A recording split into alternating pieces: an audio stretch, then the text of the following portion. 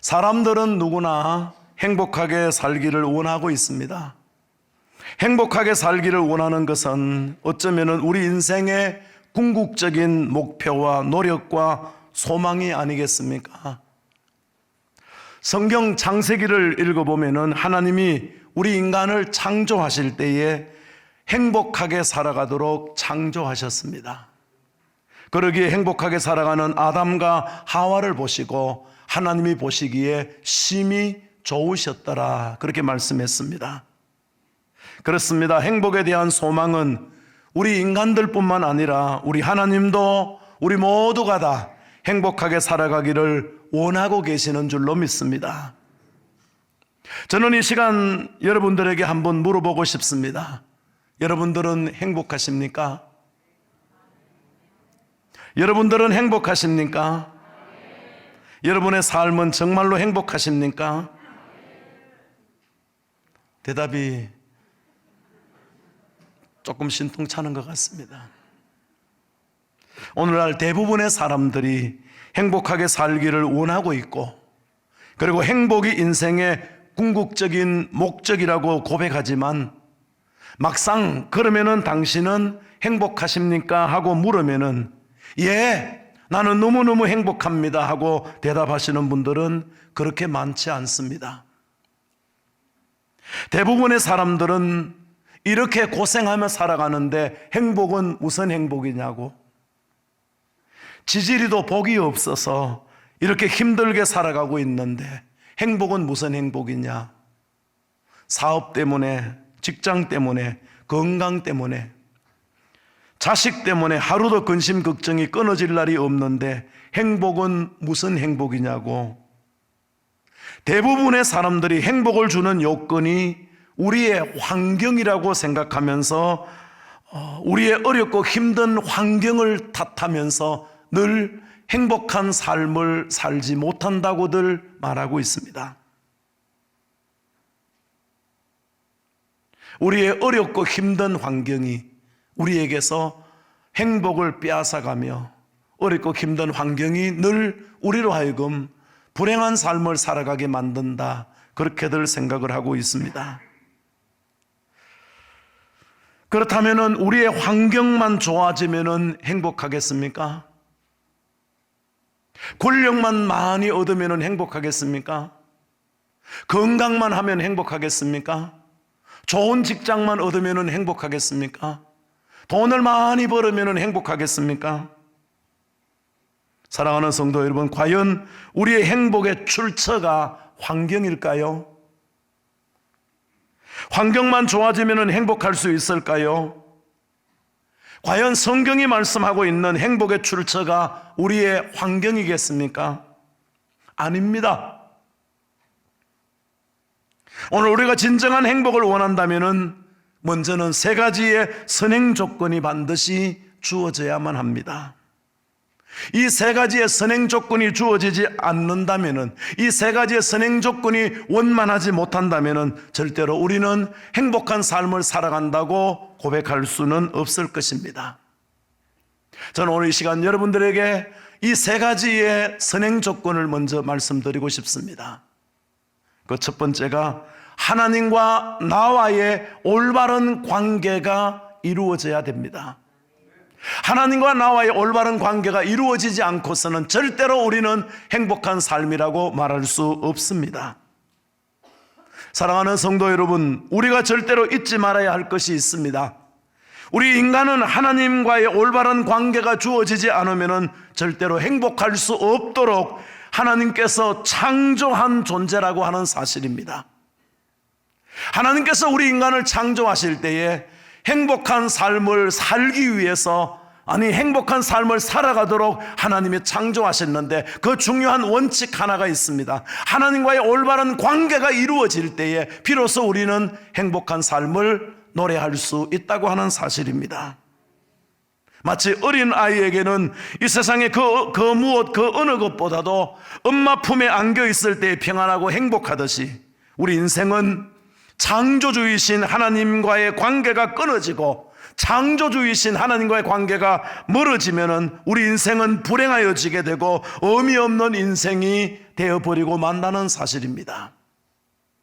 그래서 젊은 날 긴 방황을 했던 어거스틴은 주여, 내가 당신 안에서 쉴 때까지는 내 마음에 참 평화가 없다고 고백했고, 파스칼은 그의 저서 팡세에서 내 마음에는 이 세상에 그 누구도 그 무엇으로도 채울 수 없는 진공 상태가 있는데 그 공백은 오직 당신만이 채울 수 있다고 했습니다.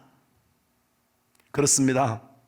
이 고백은 비단 이 두 사람만의 고백이 아니라 이 지구상에 살고 있는 모든 사람들의 고백인 동시에 오늘 저와 여러분들의 고백인 줄로 믿습니다. 주님이 내 삶에 들어오심으로 내가 주 안에 살아갈 때에 비로소 내 삶의 의미를 깨닫게 되고 내 인생의 분명한 목표와 존재의 의미를 갖게 되는 것이 아닙니까? 잊지 마십시오. 행복은 결코 환경이 주는 것이 아닙니다. 대부분의 사람들이 어렵고 힘든 환경이 우리에게서 기쁨을 빼앗아가고 행복을 빼앗아간다고 생각을 하면서 우리는 언제나 어려운 환경을 탓하고 있습니다.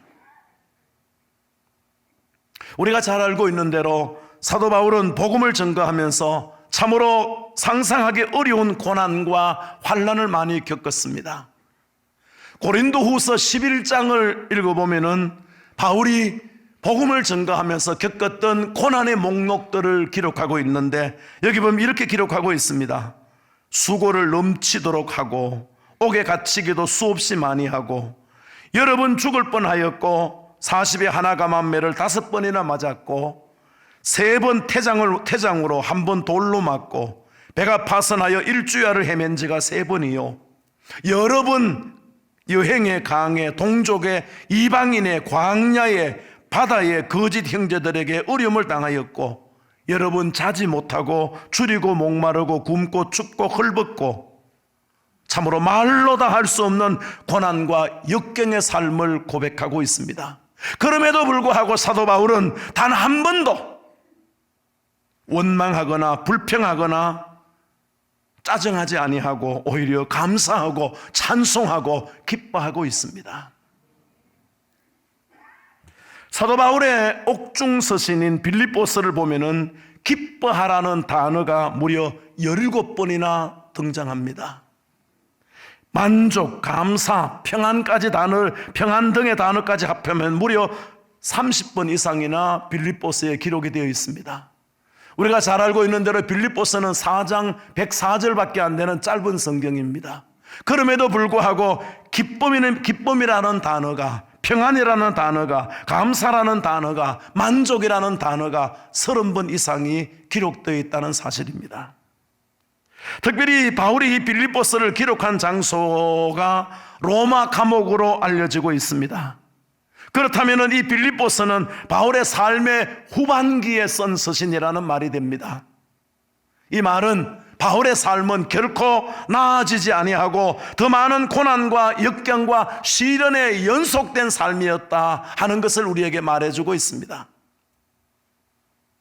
사실 사람이 아무리 고생을 해도 지금보다 더 나아질 소망이 있으면 용기가 생기고 힘이 생기고 살아갈 소망이 있는 법입니다. 그러나 더 나아질 소망은커녕 점점 더 나빠지는 삶이고 환경이 계속된다면 우리는 낙심할 수밖에 없고 좌절할 수밖에 없는 것이 우리의 삶의 이치가 아닙니까? 그런데 바울의 삶은 더 나아지기는커녕 더욱 심해지는 고난의 연속이요 고통의 연속이요 언제 끝날지 모르는 시련의 연속이건만 바울은 언제나 감사하고 있고 찬송하고 있고 기뻐하고 있습니다. 사랑하는 성도 여러분, 도대체 무엇이 바울로 하여금 환경을 초월한 기쁨과 감사의 삶을 가능하게 만들었겠습니까? 도대체 바울의 삶이 무엇이었기에, 아니 바울의 삶의 신앙이 무엇이었기에 그 많은 고난과 역경과 시련 속에서도 감사와 찬송과 기쁨의 삶을 살아갈 수 있었겠습니까? 도대체 환경이 빼앗아갈 수 없는 이 놀라운 감사와 기쁨의 출처가 무엇이냐 하는 것입니다. 한 가지입니다. 헬라어로 엔퀴리오스, 영어로 en in Christ, 바로 주 안에서입니다. 바울은 언제나 주 안에 있었기에, 주님이 나와 함께 하심을 믿었기에, 주님이 나를 지켜주시고 나의 선한 목자가 되심을 믿었기에, 주님이 내 생의 운전을 하고 계심을 믿었기 때문에 바울은 언제나 감사할 수가 있었고 찬송할 수가 있었고 기뻐할 수가 있었습니다. 바울은 수많은 고난과 역경과 환난의 삶 속에 살아갔지만은 주님이 나와 함께 하심을 믿었기에, 주님이 내 인생의 주인 되심을 믿었기에 바울은 언제나 감사할 수가 있었고 찬송할 수가 있었고 기뻐할 수가 있었습니다. 리빙스턴이 영국에서 명예 박사 학위를 받게 되었습니다. 학위 수여식이 끝난 후에 수많은 기자들이 리빙스턴에게 질문을 했습니다. 선생님, 그 지옥 같은 아프리카 오지에서 어떻게 일생을 감사하면서 인내하면서 살아갈 수가 있었습니까? 기자들의 질문에 리빙스턴은 성경을 펼쳤습니다. 그리고 마태복음 28장 18절에서 20절 말씀을 기자들에게 읽었습니다. 특히 20절 마지막 구절을 큰 소리로 이렇게 읽었습니다. 볼지어다 내가 세상 끝날까지 너희와 항상 함께 있으리라. 할렐루야. 볼지어다 내가 세상 끝날까지 너희와 항상 함께 있으리라. 그렇습니다. 주님이 나를 기억하고 계시고, 주님이 나와 함께 하시고, 주님이 나를 지켜주시고, 주님이 나의 수고를 기억하고 계실진데 무엇이 문제가 되겠습니까? 내가 세상 끝날까지 너희와 항상 함께 있으리라. 이 말씀이 사도 바울에게 주어지는 말씀이 아니요, 저와 여러분들에게 주어지는 똑같은 말씀인 줄로 믿습니다. 문제는 하나님의 손을 보지 못하고 자꾸만 이 세상의 것만 보기에 언제나 갈등이 생기고 염려와 걱정이 생기는 거 아닙니까? 언제부터인가 우리의 눈에는 하나님이 보이지 않습니다. 하나님이 보이지 않기에 우리의 삶에 갈등이 생기고, 우리의 삶에 문제가 생기고, 우리의 삶에 원망이 생기고 불평이 생기는 거 아닙니까? 사랑하는 성도 여러분, 참된 행복은 주님과의 올바른 관계 속에서 주어지는 주님의 은혜임을 믿으시기를 바랍니다. 저와 여러분들이 하나님의 은혜 안에 살아갈 때에 무엇이 과연 걱정이었습니까? 저와 여러분들이 믿음 안에 감사하며 살아갈 때 무엇이 걱정이었습니까? 무엇이 문제였습니까?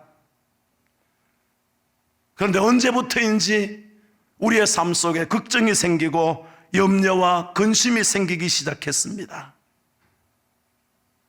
무엇이 문제입니까? 주님과 너무 멀어져 있기 때문이 아닙니까? 참된 행복은 주님과의 올바른 관계 속에서 주어지는 주님의 은혜와 축복임을 믿으시기를 바랍니다. 우리가 복음서를 읽어보면은 우리 예수님께서 제자들에게 자주 강조하신 말씀이 있습니다. 바로 성령의 충만함입니다. 사도 바울도 계속해서 성령의 충만함을 강조하고 있습니다. 그렇습니다. 성령의 충만함이 바로 주님과의 올바른 관계입니다. 우리 모두 성령이 충만하여 주님과의 올바른 관계 속에서 행복을 노래하며 살아갈 수 있는 복된 삶이 되기를 주님의 이름으로 축복합니다. 행복의 첫 번째 요인은 하나님과의 올바른 관계에서 이루어지는 것을 믿으시길 바랍니다. 하나님과의 올바른 관계가 주어지지 않는 우리의 삶은 결코 행복한 삶을 노래할 수 없습니다. 행복한 삶의 두 번째는 올바른 가정생활입니다. 사람이 이 땅을 살아가면서 가장 소중한 장소, 인간의 행복한 삶을 위하여 하나님께서 축복의 통로로 세우신 보금자리가 있는데 바로 가정입니다. 우리 창세기를 우리가 읽어보면은 그처럼 풍성하고 좋은 것만 많아서 하나님이 보시기에 좋았던 에덴 동산에서도 아담이 홀로 사는 것이 좋지 않아서 하나님은 아담의 갈비뼈를 취하여서 하와를 만드시고 아담과 하와가 함께 살아가는 모습을 보시면서 하나님이 보시기에 심히 좋으셨다고 말씀하고 있습니다. 그렇습니다. 가정은 우리의 인생을 축복하시는 하나님의 축복의 통로가 되는 줄로 믿습니다. 여러분, 직장에서 아무리 인정받는 남편일지라도 집에서 아내로부터 지지를 받지 못한다면은, 사랑을 받지 못한다면은, 아무리 다른 사람들로부터 칭찬을 들을지라도 남편으로부터 인정받지 않는 아내라면은 어찌 행복한 부부라고 말할 수 있겠습니까? 가정 안에서 부모와 자녀, 가족 간의 깊은 신뢰와 사랑과 만남이 있을 때 그 가정은 행복을 만드는 행복의 통로가 될 줄로 믿습니다. 중요한 것은 마귀가 이것을 잘 알기 때문에 어떻게 하든지 가정을 깨뜨리고 어떻게 하든지 가정을 무너뜨리려고 혈안이 되어 있다는 사실입니다. 참으로 안타까운 것은 오늘 우리의 가정이 자꾸만 깨어져 가고 있습니다. 오늘 우리의 가정에 다툼과 분쟁과 갈등이 쉬지 않고 있습니다. 특히 우리의 소중한 자녀들이 자꾸만 삐뚤어져 가고 가정과 점점 멀어져 가고 있습니다. 참으로 불행한 일입니다. 우리는 가정을 지켜야 하고 가정을 올바로 세워야 합니다. 저는 아름다운 가정, 행복한 가정을 만들어 가기 위해서 여러분들에게 중요한 처방을 소개하고 싶습니다. 그것은 바로 가정 예배의 회복입니다. 가족의 온 식구들이 모여서 하나님께 예배 드릴 때에, 하나님 앞에 찬양하며 기도할 때에 미움과 시기와 다툼은 사라지게 될 것이고 하나님이 기뻐하시는 아름다운 가정으로 변화되어 가게 될 줄로 믿습니다. 여러분에게 묻고 싶습니다. 여러분은 가정에 가정 예배가 있습니까? 여러분은 가정 예배를 드리고 있습니까? 하나님이 기뻐하시는 아름다운 가정으로 변화되기를 원하십니까? 가정 예배가 회복되시기를 주님의 이름으로 축복합니다. 행복한 삶의 두 번째는 올바른 가정생활이 이루어져야 됩니다. 그리고 행복한 삶의 세 번째는 올바른 교회생활입니다. 사실 하나님과의 올바른 관계와 올바른 가정생활이 행복의 조건이 되는 것에는 많은 분들이 공감을 하시는데, 올바른 교회생활이 과연 행복의 요소가 되느냐에 대해서는 의문을 하는 분들이 많이 계십니다. 그러나 성경을 보면은 우리 하나님께서는 교회를 통해서 엄청난 은혜와 축복을 약속하여 주셨습니다. 먼저 교회는 가정과 더불어서 하나님이 만드신 공동체입니다. 하나님은 교회를 통해서 우리의 삶과 신앙을 성숙시키십니다. 그러므로 우리가 교회에 대한 올바른 이해와 관계를 정립하지 못하면 행복한 삶은 물론이거니와 올바른 신앙생활도 할 수가 없습니다. 참으로 안타까운 것은 많은 분들이 교회 생활의 기쁨을 찾지 못하고 있습니다. 많은 분들이 교회 생활의 갈등을 가지고 있고 교회 생활의 회의를 가지고 있고 교회 생활에서 기쁨을 찾지 못하고 있습니다. 불행한 일입니다. 여러분들이 경험하셨겠지만은 교회 안에 어떤 문제나 분쟁이 있고 다툼이 있을 때에, 또 교회에 대한 어떤 회의나 갈등이 있을 때에 우리는 전반적인 생활과 삶에 대해서 활력을 잃어버리게 되고 신앙생활에 깊은 상처를 입게 되는 것입니다. 그러므로 우리는 언제나 교회를 소중히 여기고 교회를 끊임없이 사랑하며 관심을 가지고 섬김으로 말미암아 우리의 인격과 우리의 신앙의 올바른 성숙을 반드시 이루어 가야 됩니다. 올바른 교회 생활이 없이는 결코 우리는 올바른 신앙의 삶도 이루어지지 못할 뿐 아니라 행복한 삶을 살아갈 수도 없습니다. 흔히들 이상적인 교회라고 하는 말들을 하고 있습니다. 또한 초대교회로 돌아가자고들 말하고 있습니다. 그렇다면은 정말 주님이 원하시고 기뻐하시고 칭찬하시는, 우리가 정말 소망하는 교회는 과연 어떤 교회가 되어야 되겠습니까? 이 말을 바꾸어 말하면은 우리의 교회가, 아니 우리 모두가 어떤 신앙의 삶을 통해서 하나님께 영광 돌리며 하나님이 기뻐하는 삶을 살아갈 수 있느냐 하는 문제입니다. 성경을 보면은 우리가 늘 소망하고 닮아가야 될 아름다운 교회들이 많이 소개되고 있습니다. 저는 오늘 본문을 통해서 그 아름다운 교회 중에 한 교회인 안디옥 교회를 여러분들에게 소개하고자 합니다. 저는 이 시간 이 안디옥 교회를 여러분들에게 소개하면서 이 안디옥 교회의 아름다운 신앙을 배웠으면 하는 것입니다. 아니, 안디옥 교회 성도들이 가졌던 이 믿음의 중심을 가지고 우리도 하나님의 교회를 섬기며 하나님의 은혜 안에 살아감으로 말미암아 교회를 통해서 주시는 하나님의 은혜와 축복을 회복하는 그런 소중한 기회가 되기를 주님의 이름으로 축복합니다. 안디옥 교회, 안디옥 교회의 그 첫 번째로 기억할 것은 안디옥 교회는 우리 주님을 뜨겁게 사랑한 교회입니다. 사랑하는 성도 여러분, 우리 주님께서 시대를 초월하여서 언제나 우리에게 물으시는 질문이 하나 있습니다. 그것은 네가 나를 사랑하느냐 하는 질문입니다. 하나님은 시대마다 하나님의 사람들을 향해서 네가 나를 사랑하느냐고 언제나 묻고 계십니다. 오늘도 하나님은 저와 여러분들을 향해서 네가 나를 사랑하느냐고 묻고 계십니다. 실패한 베드로를 찾아오신 우리 주님의 물음은 오직 한 가지였습니다. 바요나 시몬아, 네가 나를 사랑하느냐 하는 사랑의 물음이었습니다. 저도 여러분을 향해서 한번 묻고 싶습니다. 사랑하는 성도 여러분, 여러분도 주님을 사랑하십니까? 정말 주님을 사랑하십니까? 정말 마음을 다하고 힘을 다하고 뜻을 다해서 주님을 사랑한다고 고백할 수 있겠습니까? 해 아래 모든 것들은 다 떠나가고 사라지게 될 것입니다. 우리의 지식도, 그리고 우리의 공로도, 우리의 업적도, 우리의 자랑도 모두 사라지게 될 것입니다. 그러나 중요한 것이 있습니다. 우리 주님을 사랑함으로 드리는 헌신이나 충성이나 희생이나 섬김은 영원히 우리 주님 앞에서 빛나는 보석이 되어서 내 인생을 빛나게 만들어 줄 줄로 믿습니다. 물질은 내가 쓴 것만큼만 내 것입니다. 인생의 부여는 내 사랑의 범위가 얼마나 넓은가에 비례한다고 했습니다. 사랑하는 성도 여러분, 내가 다른 사람보다 더 많은 재능과 지혜와 물질을 소유하셨습니까? 여러분들이 다른 사람보다 더 높아지셨고 칭찬을 듣고 계십니까?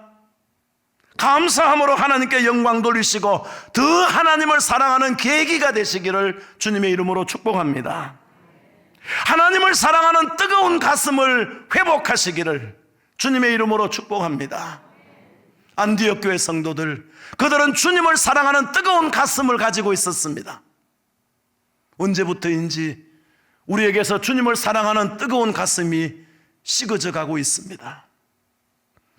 아닙니다. 사랑의 감격을, 사랑의 기쁨을 우리는 회복해야 됩니다. 믿음, 소망, 사랑 이 세 가지는 항상 있을진데 그 중에 제일은 사랑이라고 했습니다. 안디옥 교회 성도들은 주님의 신부로 신랑 되신 주님을 뜨겁게 사랑했습니다. 그들은 주님을 사랑했기 때문에 사랑하는 가족들을 버리고 고향을 버리고 친척들을 버리고 멀리 이국 땅 안디옥까지 와서 그들은 주님을 섬기며 주님을 사랑하고 주님께 영광 돌리고 있습니다. 다시 한 번 더 여러분을 향해서 저는 묻고 싶습니다. 사랑하는 성도 여러분, 정말 주님을 사랑하십니까? 정말 우리가 주님을 사랑한다면 우리가 짚고 지나가야 할 것이 한 가지 있습니다. 사랑이 있으면 반드시 감격이 있어야 하고 반드시 흔적이 있어야 하고 반드시 열매가 있어야 됩니다. 사랑하는 성도 여러분, 앞으로 10년 혹은 20년 후에 세상은, 교회는 저와 여러분들을 향하여서 어떻게 말하겠습니까? 과연 우리가 살다 간 자리에서 그분은 정말 주님을 사랑하는 사람이었다고 하는 사랑의 흔적이 남겨져야 되지 않겠습니까? 우리가 살다간 삶의 자리에서 다른 사람들이 바라보면서 그분은 정말로 주님을 사랑했던 사람이었다고, 그분은 정말로 교회를 사랑했던 분이었다고, 사랑의 흔적이 남겨져야 되지 않겠습니까? 안디옥 교회는 주님을 뜨겁게 사랑했고 사랑의 감격을 가지고 있었습니다. 두 번째로 안디옥 교회는 뜨겁게 기도하는 교회였습니다. 오늘 읽은 본문에 보면은 안디옥 교회를 이끌어가는 지도자들의 이름이 나오고 있습니다. 바나바, 니게르라는 시므온, 구레네 사람 루기오, 그리고 분봉왕 헤롯의 젖동생 마나엔, 그리고 사울입니다. 이들 한 사람 한 사람은 진심으로 참으로 위대하고 소중한 지도자들입니다. 어느 누구보다도 앞서가는 훌륭한 지도자들입니다.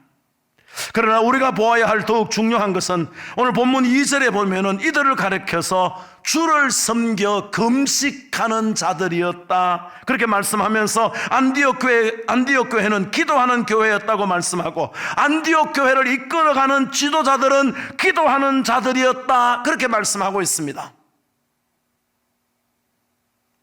빌리 그레햄 목사님은 내가 날마다 하나님의 살아계심과 능력을 자신 있게 전할 수 있는 것은 나는 매일 아침마다 하나님과 대화하기 때문이다, 그렇게 말하면서 기도란 나의 사고와 갈망을 하나님 편으로 끌어주어서 하나님의 계획과 뜻에 맞추어서 하나님과 조화를 이루게 하는 것이 기도라고 하는 그런 말을 했습니다.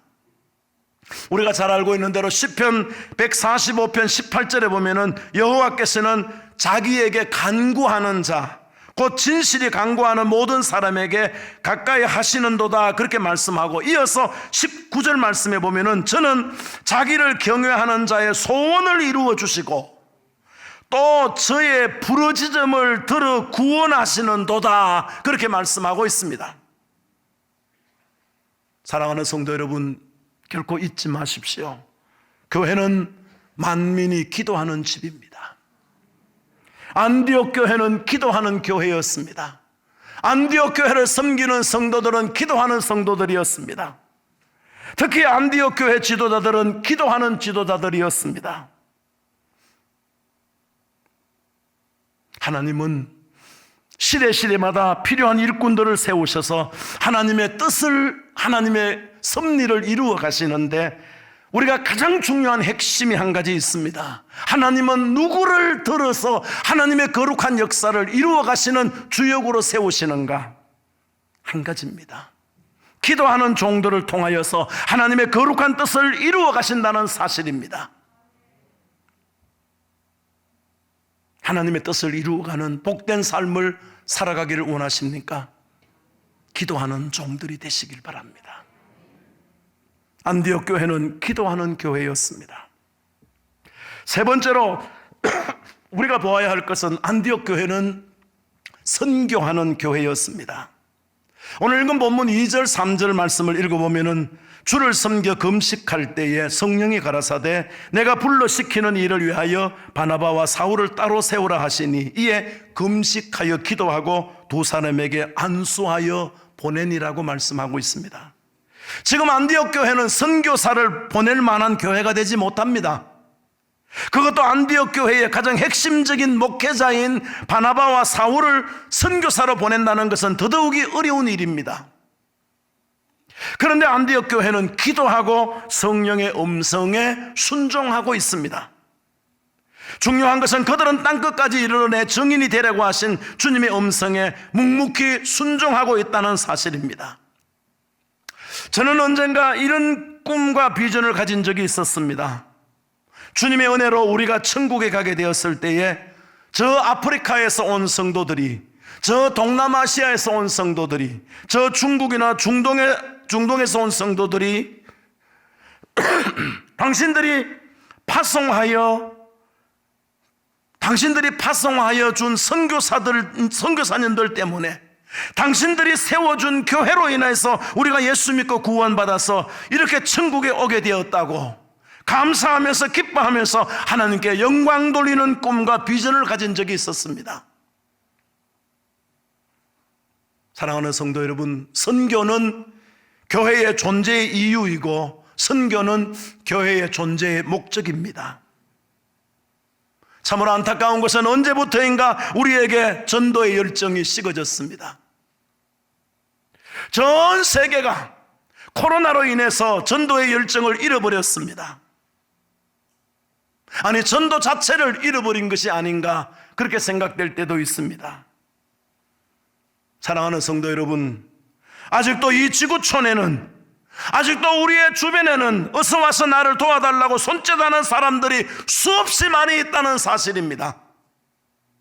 누군가가 찾아가서 도와주어야만이, 누군가가 찾아가서 그들을 이끌어 주어야만이 주님께로 나올 수 있는 사람들이 수없이 많이 있다고 하는 사실입니다. 안디옥 교회는 그들을 볼 줄 아는 믿음의 눈을 가졌습니다. 오늘 한국교회가, 저와 여러분들이 안디옥 교회가 보았던 이 믿음의 눈들이 열려져야 될 줄로 믿습니다. 어서 와서 우리를 도와달라고 하는, 그들을 볼 줄 아는 믿음의 눈들이 열려져야 됩니다. 한 가지만 더 말씀을 드리고 있습니다. 안디옥 교회는 나누어 줄 아는 그런 교회입니다. 사도행전 11장 27절에서 30절을 보면 안디옥 교회의 참으로 아름다운 모습이 나오는데, 글라우디오 황제 때에 천하가 다 흉년이 들어 어려움을 당하고 있는데, 놀라웠게도 안디옥 교회 성도들이 각각 그 힘대로 헌금하여 도와주는 아름다운 모습을 소개해 주고 있습니다. 지금 자신들도 흉년으로 말미암아 어려움을 당하고 있고 힘들어하고 있습니다. 그런데 다른 사람들, 다른 교회 사람들의 어려움을 듣고 헌금하여 그들을 돕고 있다는 사실입니다. 초대 기독교 역사를 살펴보면 성령 충만이 있는 곳에는 언제나 구제가 있었습니다. 초대 예루살렘 교회는 자기의 것이 아니라고 하면서 저마다 많은 재산을 교회로 가져와서 헌금함으로 말미암아 교회는 7 집사를 세워서 이 구제의 일을 감당하게 했습니다.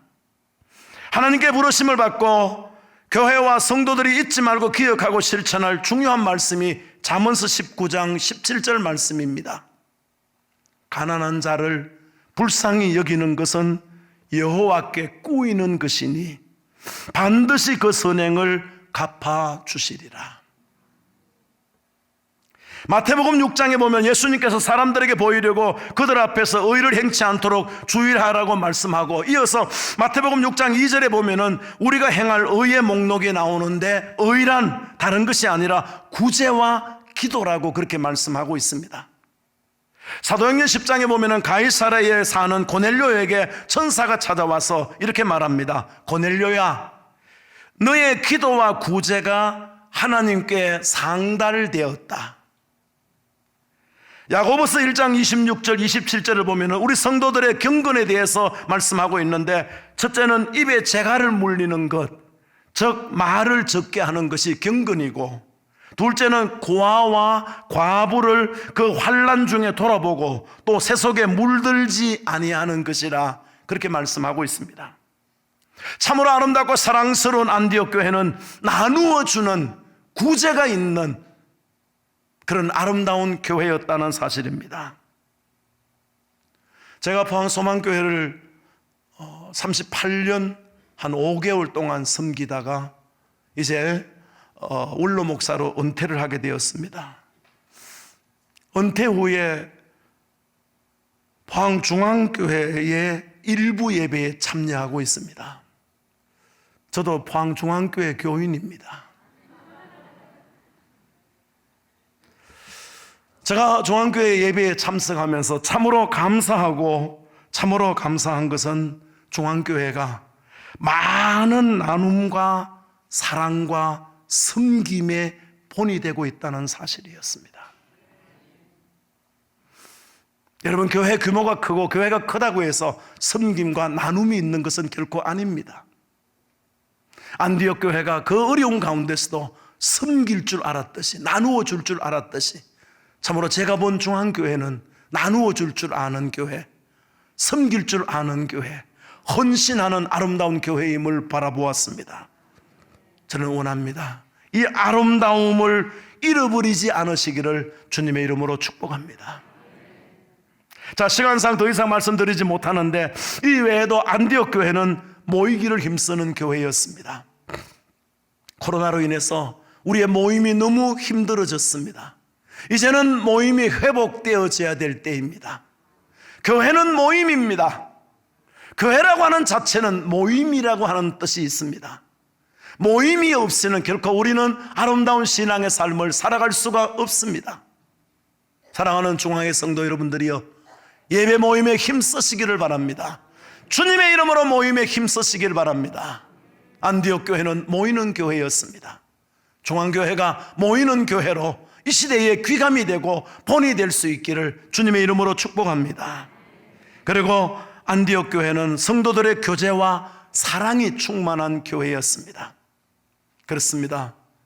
코로나로 인해서 성도들의 교제와 사랑의 관계가 식어졌습니다. 이제 우리는 교제가 회복되어져야 됩니다. 성도들의 사랑이 회복되어져야 됩니다. 그래서 이 포항 땅에서 많은 교회들에게 귀감이 되고 본을 보여서, 그래서 많은 교회들로 하여금 중앙교회를 통해서 새로운 도전을 받고 하나님 앞에 새롭게 나아오는 그런 중요한 축복의 계기가 될 수 있기를 주님의 이름으로 축복합니다. 자, 이제 말씀을 마치면서 저는 여러분에게 마지막으로 묻고 싶습니다. 여러분들은 행복하십니까? 여러분들은 행복하십니까? 여러분들이 진정으로 행복한 삶을 사시기를 원하신다면 마음을 다하고 힘을 다하고 성품을 다하여 주님을 뜨겁게 사랑하시기를 바랍니다. 여러분의 가정이 주님의 은혜로 말미암아 회복을 이루시길 바랍니다. 그 회복의 가장 중요한 기초는 가정 예배입니다. 가정 예배가 회복될 때에 가정은 분명히 회복되게 될 줄로 믿습니다. 주님의 몸된 교회를 사랑해야 됩니다.